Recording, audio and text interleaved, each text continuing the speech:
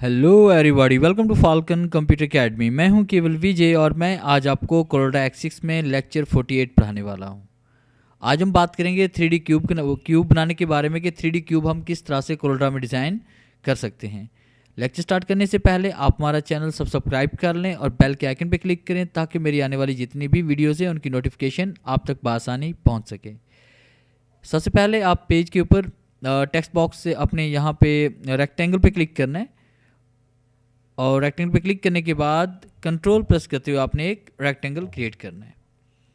फिर इसके बाद आपने पिक टूल पे क्लिक करना है और F2 प्रेस करें, जूम इन करें और अब देखिए आपके पास यहाँ पे पॉइंट्स तीन किस्म के होते हैं। एक पॉइंट हमारे पास होता है सिलेक्शन पॉइंट जिसमें आपको ये डॉट नज़र आ रहे हैं, और एक हमारे पास होता है शेप पॉइंट, जैसे हम यहाँ पे क्लिक करते हैं तो ये शेप पॉइंट है, और एक हमारे पास होता है रोटेशन पॉइंट कि जैसे हम दोबारा यहाँ पे क्लिक करते हैं तो ये रोटेशन पॉइंट आपके पास शो हो जाते हैं। तो पॉइंट्स की ये तीन इकसाम्स होती हैं। आप यहाँ पे क्लिक करें, क्लिक करने के बाद आपने इसको नीचे की तरफ थोड़ा सा मूव करना है। अब यहाँ आपको नज़र आ रहा है पॉइंट 338.6, इसमें मैंने इसको थोड़ा सा नीचे की तरफ मूव किया। अब यहाँ पे क्लिक करेंगे, क्लिक करने के बाद दोबारा आपने इसे क्लिक करना है, कंट्रोल प्रेस करना है और दूसरी तरफ से पलटा देना है, और उसके बाद जैसे ये ब्लू कलर की लाइन आपको नज़र आए तो आपने राइट क्लिक कर देना है। फिर इसके बाद हम यहाँ पे F4 प्रेस करते हैं। ये देखिए आपके पास इस तरह से ये शेप बन चुकी है। F3 प्रेस करें, जूम आउट करें।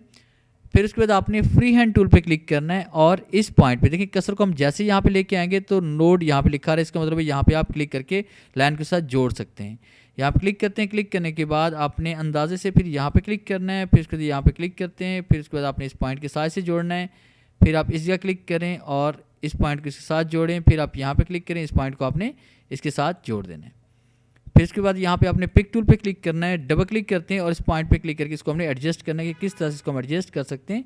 ये इस तरह से हमसे एडजस्ट करते हैं। एडजस्ट करने के बाद अगर आप इसमें कलर फिल करना चाहते हैं तो कलर फिल करने के लिए आपने यहाँ पे क्लिक किया, इसमें ये वाला कलर फिल कर दिया। इसमें हम फिल कर रहे हैं, फ़र्ज़ कीजिए कि मैंने ये ब्लैक कलर फिल कर दिया, और यहाँ पे क्लिक करते हैं, इसमें हम कोई भी दूसरा कलर इसमें फिल कर लेते हैं।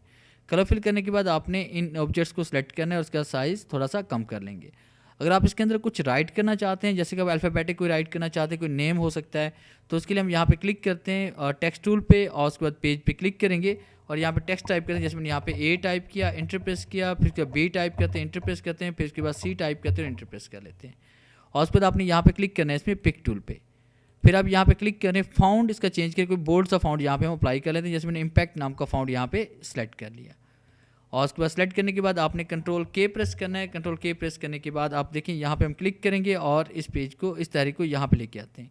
अब आपने इसके ऊपर आपने एडजस्ट करना है, और ये एडजस्ट करने के लिए आपने क्या करना है, इफेक्ट पे आएंगे। इफेक्ट पे क्लिक करने के बाद ऐड पर्सपेक्टिव पे आपने क्लिक करना है, और इस पॉइंट पे क्लिक करते हुए आपने इसको इस कोने के साथ जोड़ देना है, इसको इस कॉर्नर के साथ जोड़ देंगे, इसको आपने क्लिक करके इस कॉर्नर के साथ आपने जोड़ देना है, और यहाँ पे क्लिक करके आप इसको इस कॉर्नर के साथ जोड़ देंगे। फिर इसके बाद आपने पिक टूल पे क्लिक करना है और यहाँ पे क्लिक करेंगे कॉर्नर पे और शिफ्ट प्रेस करते हुए इसको थोड़ा सा रिसाइज कर लेंगे, और उस पर यहाँ पे कोई भी इसका कलर अगर आप चेंज करना चाहते हैं, यहाँ इसका कलर भी हम चेंज कर सकते हैं। जो भी कलर अप्लाई करना चाहते हैं वो यहाँ पे अप्लाई कर सकते हैं। जैसे ब्लैक कलर हम यहाँ पे कर रहे हैं, फिर इसके बाद हम यहाँ पे क्लिक करते हैं। क्लिक करने के बाद मैंने इस जगह क्लिक किया और उसके बाद दोबारा मैंने इफेक्ट पे क्लिक किया, ऐड पर्सपेक्टिव पे क्लिक करते हैं, और उससे पहले हम कलर चेंज कर लेते हैं ताकि वाज़ेह तौर पर आपको नज़र आए कि हम अप्लाई कैसे कर रहे हैं। इफेक्ट पे आना है, ऐड पर्सपेक्टिव पे क्लिक करते हैं, इस पॉइंट पे क्लिक करते हैं, इसको हम इसके साथ जोड़ देते हैं। फिर हम यहाँ पे क्लिक करते हैं, इस पॉइंट को हमने इसके साथ जोड़ देना है। फिर इसके बाद हम यहाँ पे क्लिक करते हैं, इस पॉइंट को हमने यहाँ पे इसके साथ जोड़ देना है। फिर हम यहाँ पे क्लिक करते हैं, इस पॉइंट को हमने इस तरह से तमाम पॉइंट सेलेक्ट करने के बाद फिर आपने यहाँ कोने पे क्लिक करना है, शिफ्ट के साथ इसको भी थोड़ा सा आप रिसाइज कर लें। फिर इसके बाद हम यहाँ पे क्लिक करते हैं, क्लिक करने के बाद इसको हम यहाँ पे सेट करते हैं, और उसके बाद आप इसका कलर चेंज करना चाहते हैं, कलर भी इसका चेंज कर सकते हैं, कोई भी कलर इसमें दे सकते हैं। दोबारा हम इफेक्ट पे आएंगे, इफेक्ट पे क्लिक करने के बाद ऐड पर्सपेक्टिव पे आना है, इस पॉइंट पे क्लिक करना है, इसको इस कॉर्नर के साथ आप जोड़ दें। यहाँ पे क्लिक करते हैं, इस पॉइंट को इस कॉर्नर के साथ जोड़ेंगे, इसको इसके साथ जोड़ देंगे, और इसको नीचे बॉटम में हम जोड़ देंगे।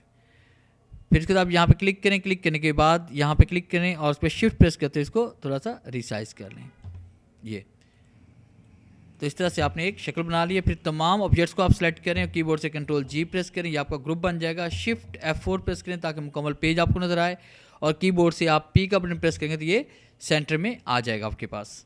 और अगर आप पेज का बैकग्राउंड चेंज करना चाहते हैं तो कीबोर्ड से, बल्कि आप रेक्टेंगल पे डबल क्लिक करें तो आपके पेज के मुताबिक एक रेक्टेंगल क्रिएट हो जाएगा इसके ऊपर।